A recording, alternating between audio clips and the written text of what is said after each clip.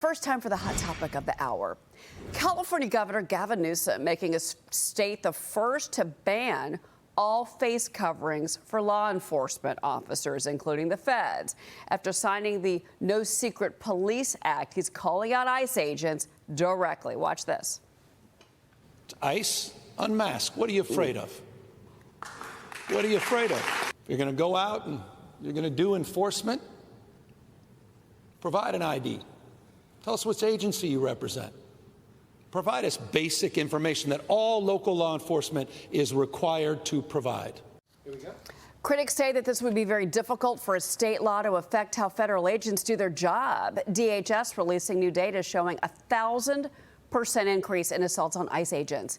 And as the feds crack down on illegals in big blue cities, New York City mayoral candidate Zohran Mamdani is now vowing to allocate big money for illegal migrant services, legal services. Watch this. Our campaign is one that stands by the actual enforcement of the law as it is here in New York City, with sanctuary city policies that have kept us safe. I would also commit to increasing the staffing of our law department by 200 to bring us back to pre-COVID levels.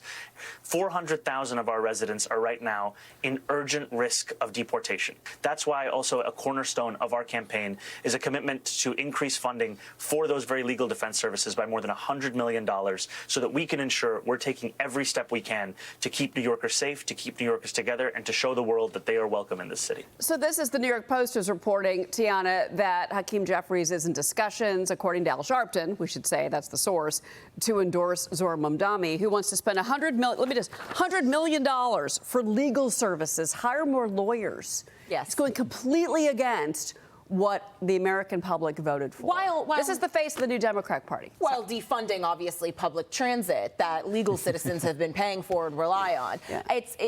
When Kathy Hochul bent the knee and endorsed Mamdani, Mamdani didn't even repay the favor and endorse her back, right? So it's sort of a fruitless exercise in showing fealty to the wokes, to the Marxists.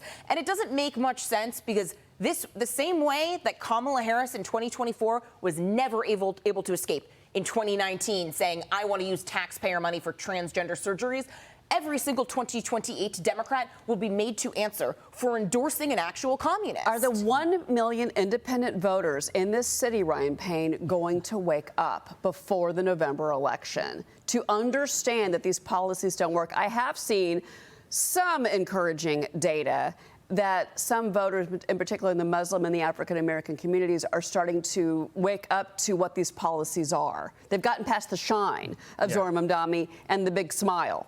Yeah. And they're understanding that his policies are absolutely going to take the city in the wrong direction, especially financially, to be clear. Well, yeah, I mean, look, I live in the city, so obviously I have a very, very big, I know you do as well, and I can think there's a lot of places we could spend that $100 million, that's not on legal fees for people that are here, a lot of cases illegally, and I think, you mentioned the subways. Our subway system, it's not pretty. I take the subway every day. I mean, there's a lot of places we can spend money, and I think it scares me specifically because I have a business here in New York. I'm very well planted in New York, but people like me can move their businesses to other places if we don't like what's going on in the city. So I think, there's a real fine line that's to be walked here. I hope people do wake up, and I hope people do come out and vote because it is scary. But it's got to be voter turnout, and we have not had that historically. That's why we ended up with Bill de Blasio as the mayor for 8 years, because there's been this apathetic New York voter, I think because of the national attention on this, in particular with the Democratic Party, kind of at this crossroads that you may have more New Yorkers come out. But I want to ask you, I want to follow up on the Jeffrey story here with you in this, posting this story in the Post this morning. Minority Leader Hakeem Jeffries in talks with Socialist Mamdani to endorse him for NYC mayor. Senate Minority Leader Chuck Schumer still hasn't made up his mind about the Democratic Socialist. Watch this. I know him. We've had a good relationship in the past, and we had a good meeting 2 weeks ago, a very long meeting with a lot of serious questions, and all I can tell you is I'm going to continue talking to him. What's the holdup? I got to continue talking to him, and that's what I'm going to do. What is the holdup? New Yorkers have a choice between 4 candidates right now when they head to the polls. This is November 4th, Tiana. The politics of this is still at play. There were reports that Eric Adams was going to drop out of the race at the end of last week. He has not.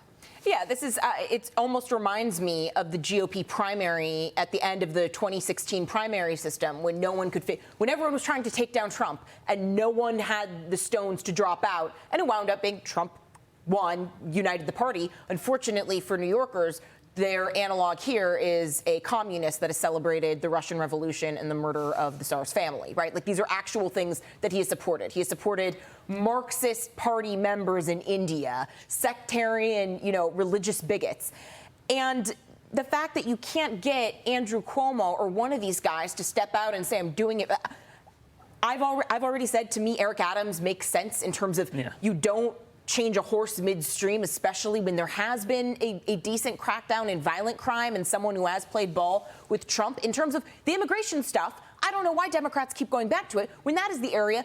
Crime and immigration are the two areas where Trump consistently polls the highest. And we saw in the November 2024 election here in New York City, we saw pockets in the city, the Lower East Side, Ryan. They voted for Donald Trump over Kamala Harris. We saw that shift in multiple neighborhoods in the city. So, and now the mayor's election is upon us. Yeah, which is surprising because the tide has changed, especially here in New York. You would never dream of New Yorkers voting for Republican. And, I think it goes back to, it's a really good point, is things have actually gotten better. I can say, as someone who lives here, you can see it in my neighborhood visibly. They have made a lot of changes, especially over the course of the last year.